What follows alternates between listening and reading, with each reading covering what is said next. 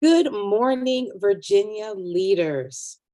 I am Danielle Henderson, a school quality specialist with the Office of School Quality, and I'm excited to welcome you to the VDOE Office of School Quality Virtual Principal Leadership Conference. We thank you so much for taking time out of your busy schedules to be learners today. As we prepare for the conference, I do have a few things that I would like to remind you of to ensure that you have the most productive conference session ever. This brief opening session will begin, of course, with the welcome. Then we'll have the introduction of our keynote speaker by our very own Dr. Quentin Ballard, the Associate Director of the Office of School Quality, followed by our keynote address from Dr. Peter DeWitt. Just a couple of reminders. As I put in the email, there will be a limit to the number of participants in each session. So if you log into a session and it says full, no worries, just please jump into another session and keep learning for the day. There is a tech help site if you're having trouble accessing any of the sessions. That was also sent out via email. And again, please make sure that you have the most updated version of Zoom on your computer. We want you to be able to participate fully in each session. The presenters are excited to share their knowledge with you, and they have guaranteed that you'll get a chance to fully engage in each session. I also would love to hear your feedback. So please don't forget to complete the feedback survey after each session. The Office of School Quality really does strive to produce a quality conference for you. And so we need your feedback, your thoughts, and your ideas to be able to do that. And lastly, we did use a Canvas course this year, which is new for our office. All the presentation materials and links will be available after each session in the Canvas course site. If you had difficulty logging into the Canvas course, no worries. I sent out a link this morning. The Canvas course has been made public, so you should be able to click on that link and access our Canvas course. Also, here are some QRLs to help you be able to do that. So get your phone out and get ready. Take a picture of this slide. The first QR code and tiny URL will allow you to access the conference session schedule. Again, if you're having trouble logging into Canvas, this is a great place to go to have quick access to each of the session links. Then, of course, the middle is the Canvas site that will hold copies of the presentations and handouts. And lastly, if you're having difficulty accessing any of those materials, we have a tech help room that will be open both days of the conference, and it will be the same link on both days. So again, I thank you for taking time out of your busy schedule. We know it is not an easy task to be a school leader in Virginia. So we really do appreciate your time and you putting on your learning caps today. With that said, I'm going to pass it over to, again, Dr. Quentin Ballard, the Associate Director of the Office of School Quality. Thank you, Ms. Henderson. Good morning, everybody.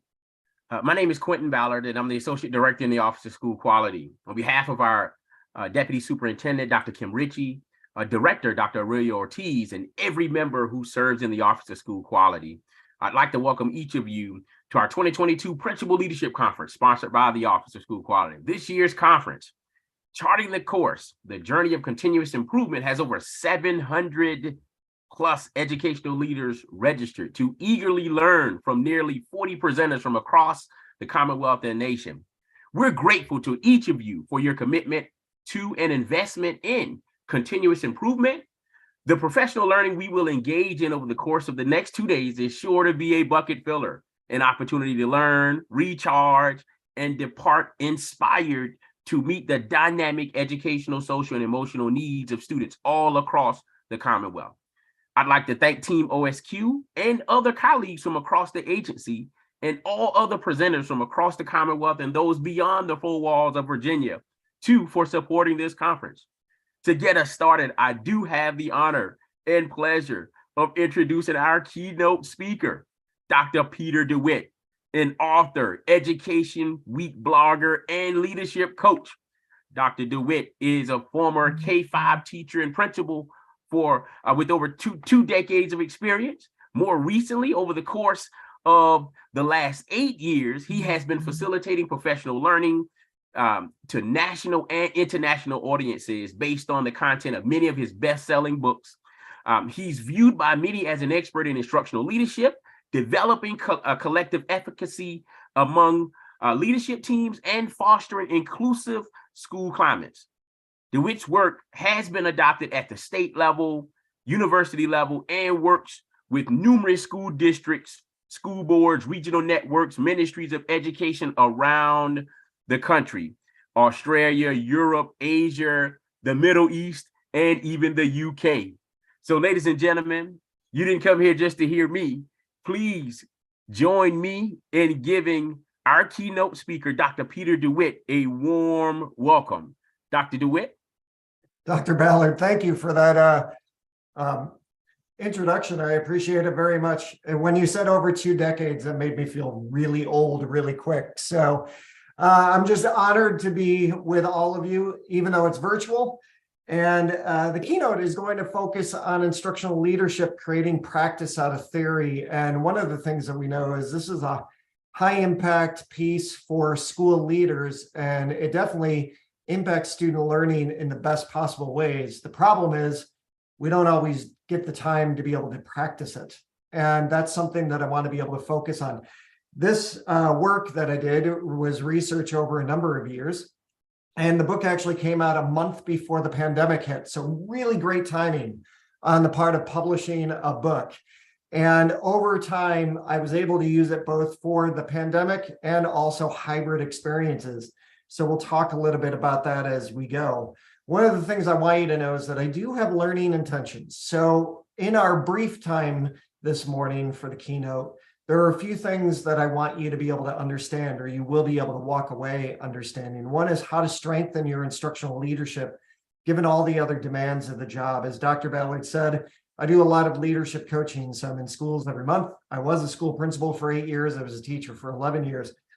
And I coach elementary, middle, and high school leaders in different parts around the country and also in different parts around the world. And what we know is that the increases of the job, the workload of the job has increased over the past number of years. Number 2 is how to create a better implementation process and a more impactful implementation process. Number 3 is to understand why some students are just not engaged. And that actually comes from research that has been around for a really long time. And I'll talk a little bit about what I did learn through the pandemic, through surveying students. We're going to understand the role of efficacy. There's both self-efficacy, which is the confidence we have in our own actions, and we have collective efficacy, which is a shared commitment on the part of teachers or a school leadership team that you can truly have an impact on student learning. That is a majority of the work that I do these days. There are instructional strategies that really have an effective impact. And part of the reason why I'm going to focus on just a couple in our time together is because very often principals will ask me what to look for when they go into classrooms, when they're doing walkthroughs, which is in my language is going to be under 10 minutes, and learning walks, which is going to be more of a formalized process and will be well over 10 minutes. And last but not least, evidence. We have to talk about the role of evidence, but maybe it's going to look a little bit different than you might expect it to. So let's talk instructional leadership. First and foremost, instructional leadership is the most researched form of school leadership over the past 50 years. Actually, in 1979, Edwards was researching instructional leadership, something Edwards had been doing for a number of years. And what the team found is that when they looked at high poverty schools that seemingly had a lot of obstacles, students were doing really well and they wanted to understand why. And when they went in, what they found was what kind of became in the language instructional leadership, because there was a strong focus on learning. Over the past 50 years, though, even though it's the most researched form of school leadership, it hasn't gotten any easier. I've actually been reading research papers as of late, one from 2000 that showed the workload of teachers and leaders increased It's from 1970 on. And what we know since the days of NCLB and different accountability measures around the world, in the early 2000s, that workload increased even more. What I found, and when I started to research, is that instructional leadership is not just about a building leader, although really important. Instructional leadership is about, what do we encourage our assistant principals to do? Are they only doing discipline, or are they getting the opportunity to talk about learning with teachers and engage in walkthroughs and observations? But it's also about instructional coaches. I work with a lot of instructional coaches. I work with teachers on special assignment, AKA TOSAs. And I work with learning specialists. They're what we refer to as instructional coaches within Australia. And one of the things that we know is that instructional leadership isn't just about a building role. It's also about how those instructional coaches and learning specialists and TOSAs actually engage in more discussions about learning as well.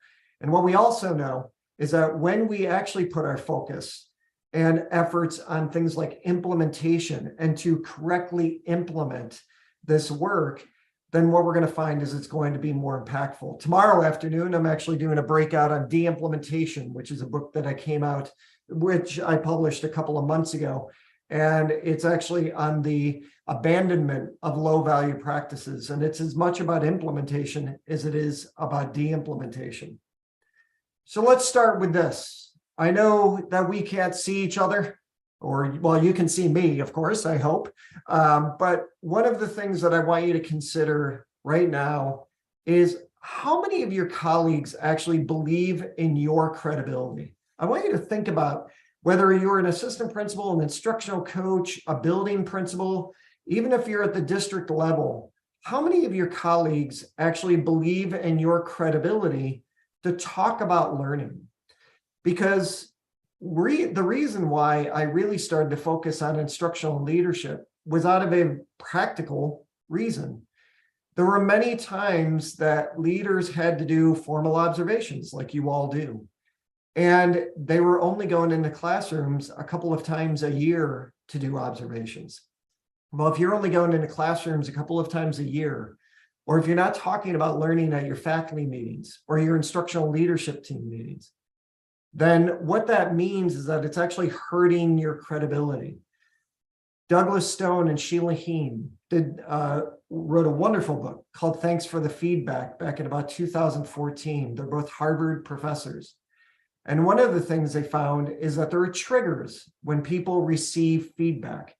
One is the truth trigger, where we get upset because the feedback we're receiving is unhelpful or untrue. One is the identity trigger, which goes off because we're receiving feedback that doesn't match up with what we saw in the classroom or what we saw within our session. And one of the things that happens is that we might think we had 100% participation on the part of students, or in my case, adults at a workshop. And then a coach comes in and says, hey, that was a pretty good lesson. You had about 75% of your kids actively engaged. That's an identity trigger. But the one that actually made me start to engage in instructional leadership even more was what they refer to as the relationship trigger. The relationship trigger goes off not because the feedback we're receiving is wrong, but because we don't believe in the credibility of the person giving it to us. So if you were a high school teacher and now you're an elementary school principal and you go into a fourth grade classroom to give feedback to a teacher, they may be thinking in the back of their mind, you don't have the credibility to give me feedback because you never taught fourth grade. And that's what leads us to credibility.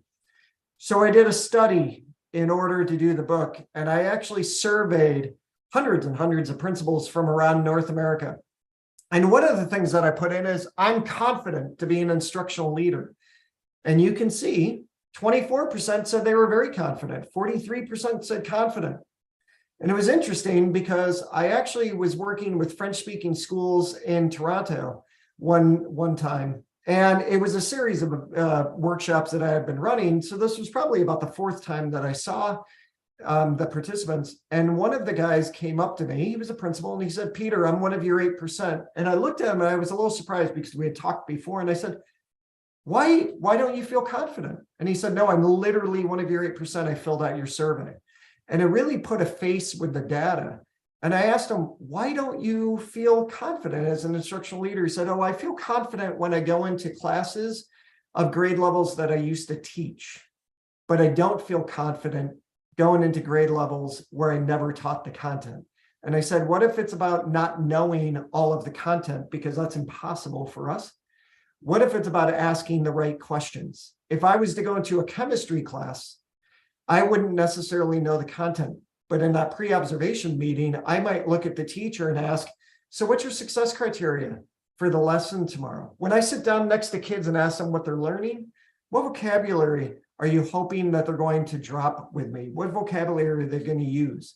And then when I go in to do an observation, I'm not just watching the teacher, because the teacher knows the content. I'm actually sitting with students and asking them if they know what they're learning. And if they can use that vocabulary, then that's my connection. Often instructional leadership isn't about knowing everything. It's about going in with a learner's mindset. Why is this important? Because I also asked teachers the same question, only I'm confident that my principal is an instructional leader. And you can see the very confident and the confident went down, and the somewhat and the not confident went up. And why? Because we have an old school mentality that the leader is the one who spends the time in their main office or in the hallways and doing discipline, as opposed to a leader is somebody that can go in with a learner's mindset and engage in conversations with teachers to really truly get an understanding of what learning looks like in those classrooms. And it's also about the fact that at our instructional leadership team meetings, later this morning, I'm going to be doing a breakout on collective leader efficacy about instructional leadership teams. Our leadership team actually focuses on learning as well. Those are the things that are actually going to help us as leaders gain that credibility that we need to be impactful. Now, there are 6 places that I want to spend some time in this keynote this morning, and you can see those that are up on the screen. And I'm going to briefly go through each one of them, but please know that I will talk about some of these in collective leader efficacy, and I'll also talk about some of them when it comes to de-implementation as well. But I also want you to think about the other great speakers. Dr. Ballard said that there are over 40 presenters. When you're going into those rooms, look for who's talking about implementation, who's talking about a focus on learning. Think about it this way. When we come to a workshop, when we come to listen to a keynote, we come to look for a new strategy, which is fine. But what I also want you to consider is who's going to give you the information that's going to help inform the thinking and the work that you and your teachers are already doing. It's not always about walking away with something new. It's about walking away with something deeper about the work that you're already doing. And these are typically the places that we have to look at. Who's going to help you with implementation? Who's going to help you with that deeper focus on learning? Or who's going to talk more about what student engagement can look like? Do we have a common language and a common understanding? Who's going to be able to focus on instructional strategies and maybe give you a little bit more information on instructional strategies? And who's going to help you develop efficacy or even talk about the impact when it comes to evidence? First and foremost, when it comes to implementation, one of the things that I always go through is a cycle of inquiry. These are really popular in countries like Canada or Australia. But surprisingly, when I'm working in the United States, not everybody knows about a cycle of inquiry. But if I say something like PDSA cycle, instructional coaching cycle, yeah, we know that. They're all cycles of inquiry. They just might look a little bit different. So when I look at a cycle of inquiry, it's about developing an understanding. I'm going to show you a theory of action in just a minute. And I don't want you to get scared with the language. It's just really about the research term, but I'm going to put it into practical terms too. It's about developing that area that you need to focus on. What's the problem you're trying to solve? It's about exploring how you're doing that work already. That's why I said what I said about when you come to a conference, it's about how are you informing the thinking? Because too often we go back to our schools and say, I have this new idea, and that scares teachers to death because you might be This might be the next idea that's going to come and go really quick. Explore how this work is being done in your school already, and then go into the inquiry process, and then start to plan and implement and reflect. So what does that look like? Well, when it comes to implementation, you should always have a good theory of action. I am the lead advisor for the state of Washington, and I work with all the directors of teaching and learning from across the state. So this is a theory of action that I've actually used with them, and we meet monthly over a 2-year period, and we're a 1.5 years into it. You can see that a theory of action is simply if then. If we do this, then this is what we are hoping is going to happen. We often refer to this as a working theory of action. I do this for my own work. I have it in a notebook. If I engage in this, then this is what I am hoping is going to happen through people that work with me, whether I'm a coach or whether I am advising their instructional leadership network. What's success criteria? If we really did if we really engaged in this work, what would success look like?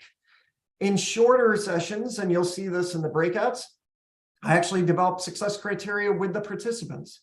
So what does success look like? Have you really talked about what success would look like if you really went after that problem? What are assumptions we're making? You know, I make assumptions that people know why they're in the room.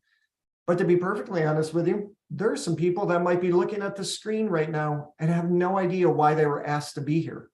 I've actually run workshops, multiple days, 6-day workshops, where on the first day I had a leadership team come and they weren't sure why they were there. Their principal had told them a few days before that they had to go. Don't make assumptions that people know there's a problem or even want our help. That's okay, because we can keep moving forward, but we just have to understand that we might need to shift how we enter into that discussion a little bit differently. And then what are our action steps? After a good theory of action, I develop a program logic model. Why? Because metacognitively, I need to actually develop steps with the people I'm working with to make sure that we're on board and that we're talking the same language.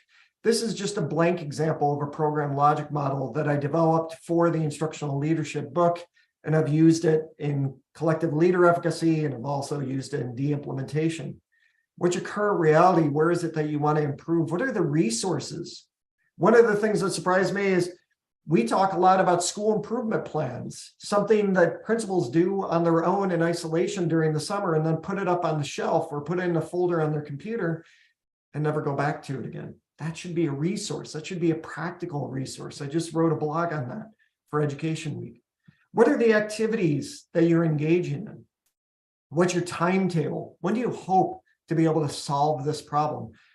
And when we're looking at impact, how are we sure this is going to have a positive impact on students and learning?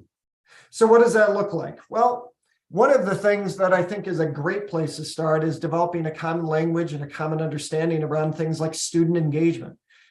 In my experience, I have worked with lots of leaders that say we have a focus on student engagement. And then when I ask teachers what student engagement looks like, they don't have a common language and a common understanding. In fact, there are people that think student engagement is authentic engagement, where the kids are up and moving around and doing a lot of the talking, or at least 50% of the talking in the classroom. And then there are other people that think student engagement is compliant engagement, where the teacher is doing all the talking and the students are listening. So we might use the same words, but we definitely don't have the same understanding. Developing that as a school community is really important. So what are the resources we need? Well, time. We need research definition when it comes to the different types of student engagement. You can see I use Frederick's work on behavior and emotional and cognitive engagement. But we also need to be able to look at models of successful practice. We need to be able to challenge our own thinking, not go in with confirmation bias and go to see a model of successful practice, say, oh yeah, I totally do that. No, it's about understanding that we have a confirmation bias. And when we go in to see those models of successful practice, we have to make sure that we're challenging our thinking and say, do we really do that? Activities, things like walkthroughs. Walkthroughs are just an activity if they're not tied to a focus on learning. Flipped faculty meetings. As a school principal, I used to flip my faculty meetings. And why? Because teachers in the school where I was principal didn't think they had a voice in their own learning, and they were completely right. So what we did is we started to focus on things we cared about, things like feedback. And I flipped faculty meetings, which meant I found an article on feedback, sent it out a few days ahead of time. And then we engaged in learning and discussion at our faculty meeting. Instructional leadership is not just about getting into classrooms, although important, and we should always calendar our time to a time when maybe we can get in for an hour a day or at least a half an hour a day. But also it's about how we engage in discussions when it comes to learning. Things like PLC protocols are ways that we can actually engage in activities. When you flip your faculty meetings and when you have your instructional leadership team meetings, how do you focus on learning? We also have a timetable, and this is just something that I set up. It doesn't mean it has to happen December, but I wanted to give you an understanding of what that looked like. And what we know is that if we truly develop a common language and common understanding around student engagement, then this is what's going to happen. We're going to have a more positive impact. The school community is going to have the same language and same understanding. Now, the next part is when we look at student engagement. And one of the reasons why student engagement is so important is because we want to make sure that we often have this feeling that students, what they're learning on their own might not be as important as what they learn in school. And that's just not true.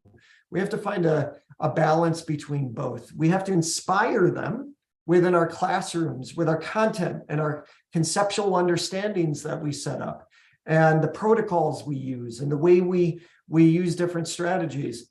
But we have to set them up to be inspired to do learning on their own as well.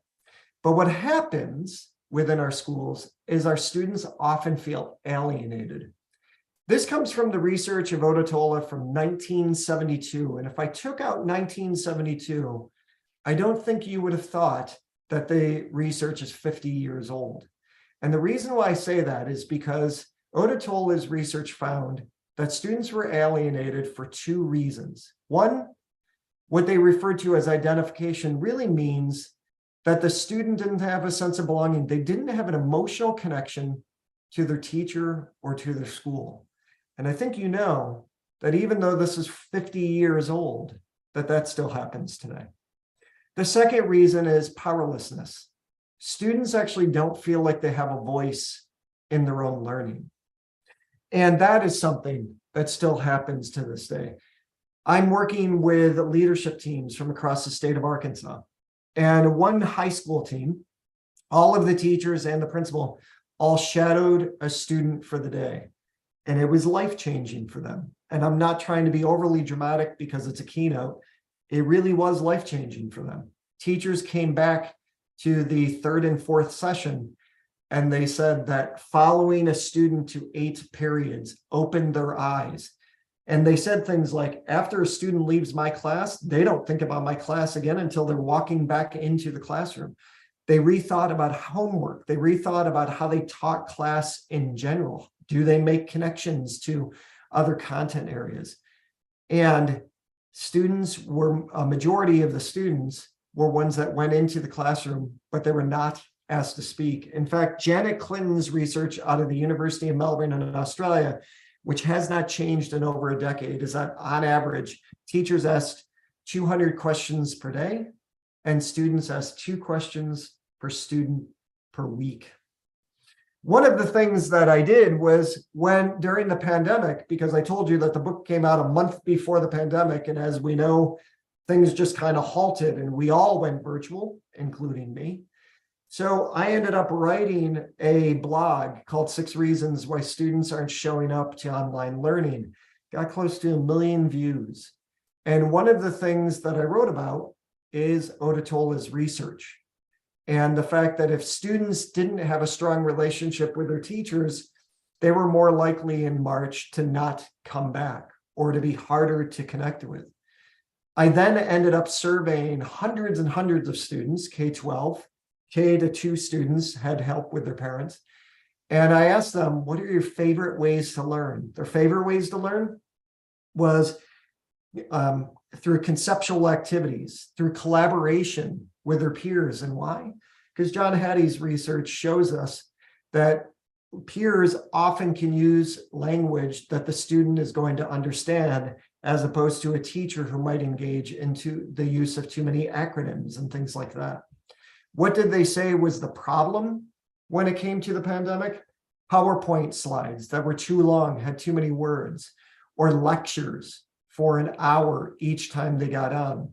Those are things that if we didn't know it was during the pandemic, we would have thought it was pre-pandemic.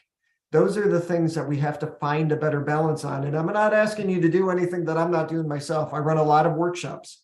And one of the things that I've worked hard to do is make sure that I have a balance between about 50% of the time I'm delivering content. The other 50% of the time, I'm allowing people to process information.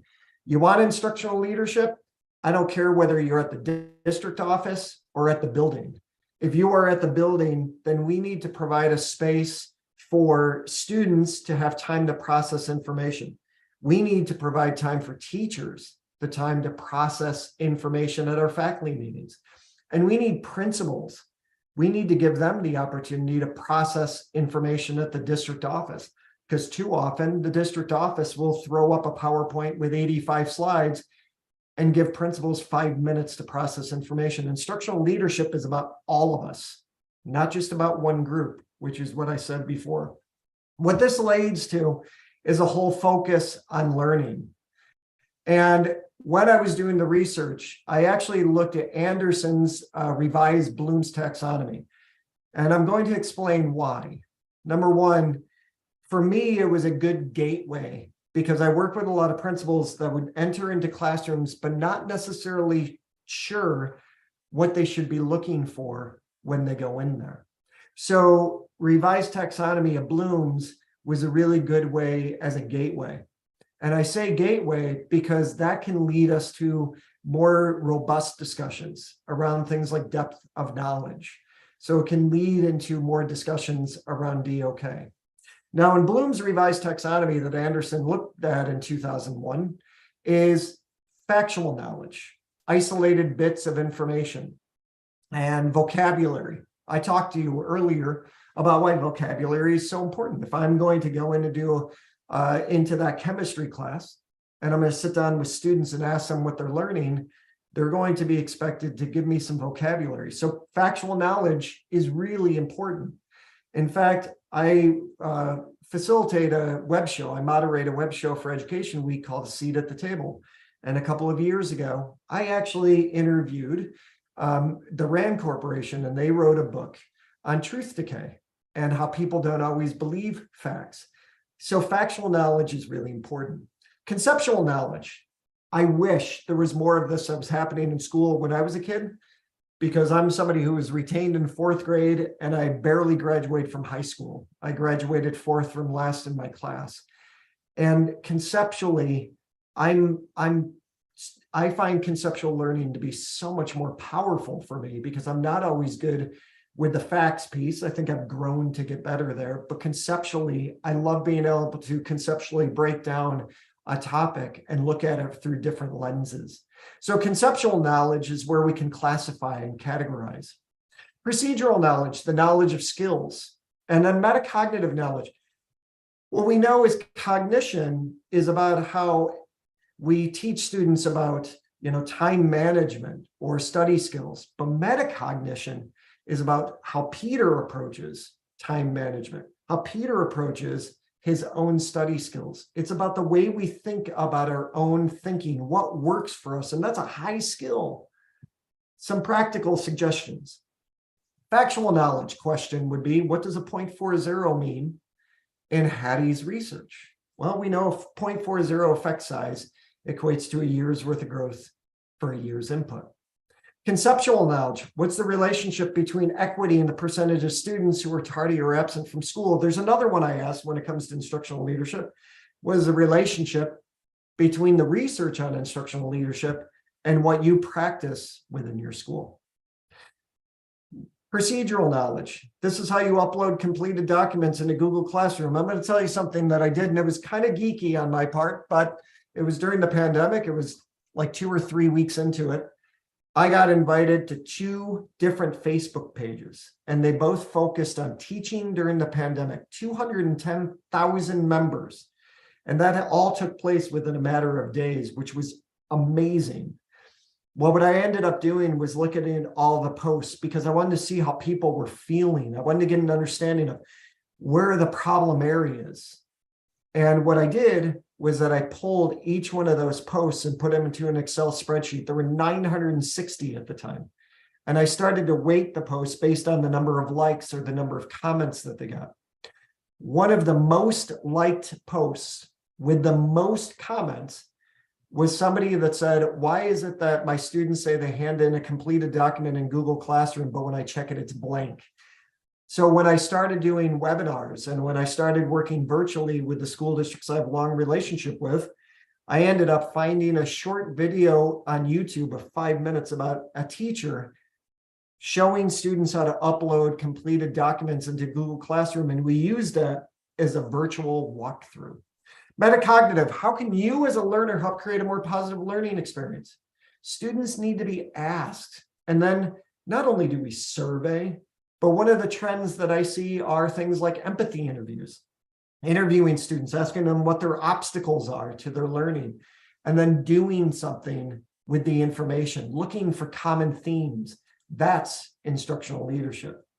Now, when it comes to instructional strategies, this is something a lot of people focus on. And one of the things that we always have to make sure that we do is that we have to consider the content first, right? We have to consider the content and the standards first, whether we call them power content or vital standards. But we have to consider that first. And then we have to develop the learning intentions and success criteria. What would success look like when students are doing this within our classroom?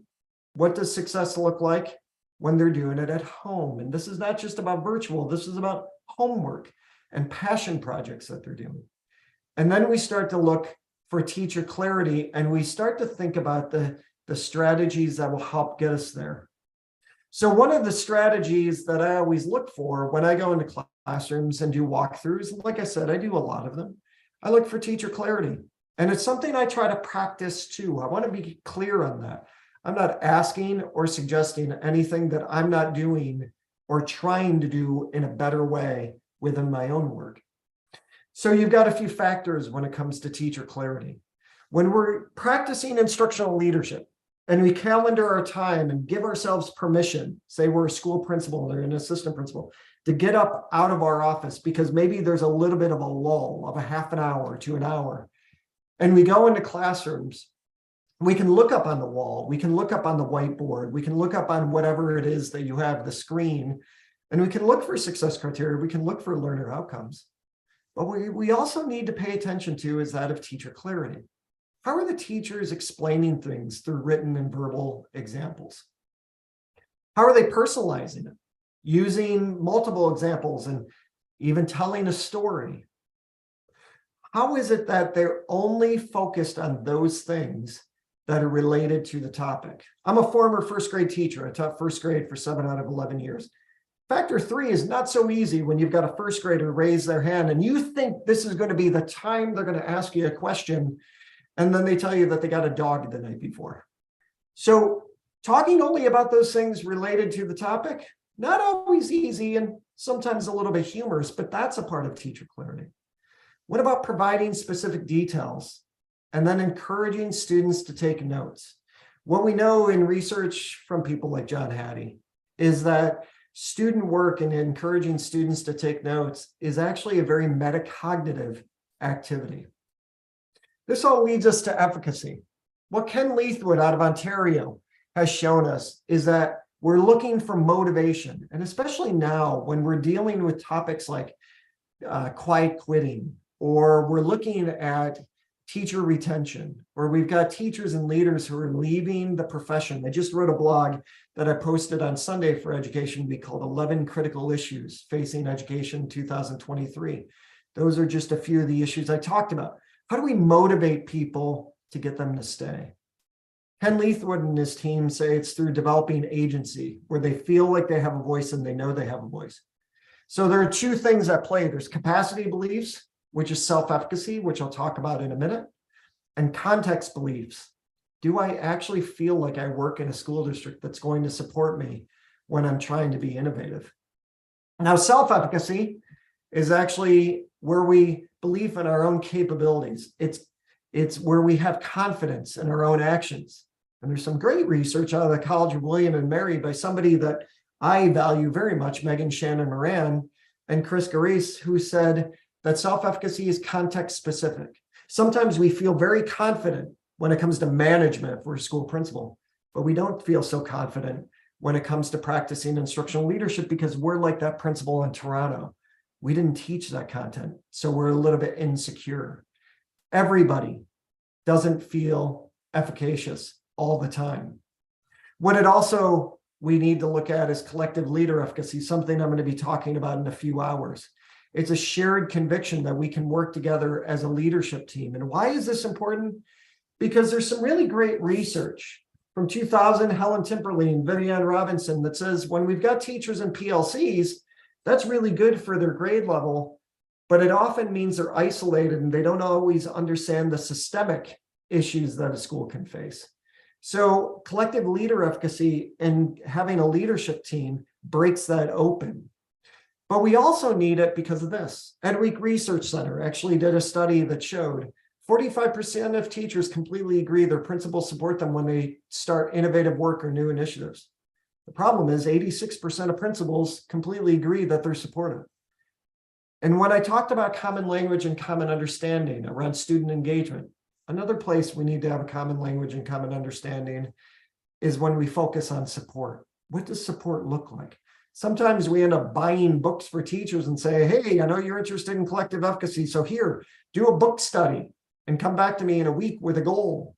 We think we're being supportive, but we just added more work onto an already full plate. So we have to talk about this in order to really develop collective efficacy. And last but not least is evidence of impact. And I just have a few simple questions. Do you collect evidence to understand impact? What does that evidence look like and who is involved in that process? A long time ago, I asked Tom Gusky, somebody I look up to very much, how do you raise somebody's efficacy? And he said, Peter, you need three things. Number one, you need a protocol in place.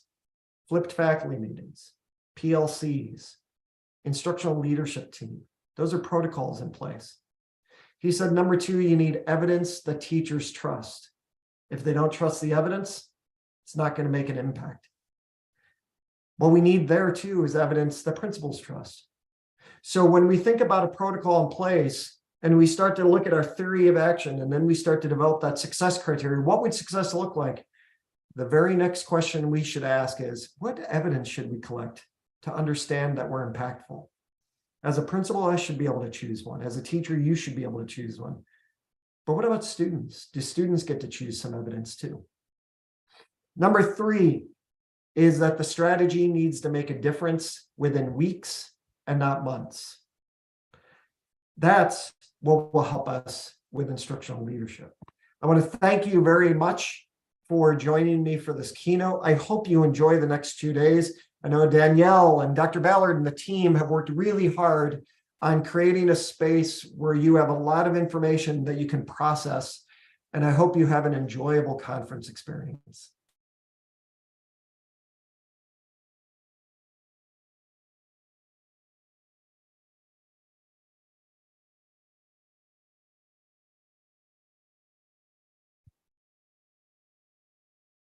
Thank you, Dr. DeWitt. Ms. Henderson, at this time, are we, that wraps, I think that brings us to a close for our keynote. And are we ready to transition into our first session?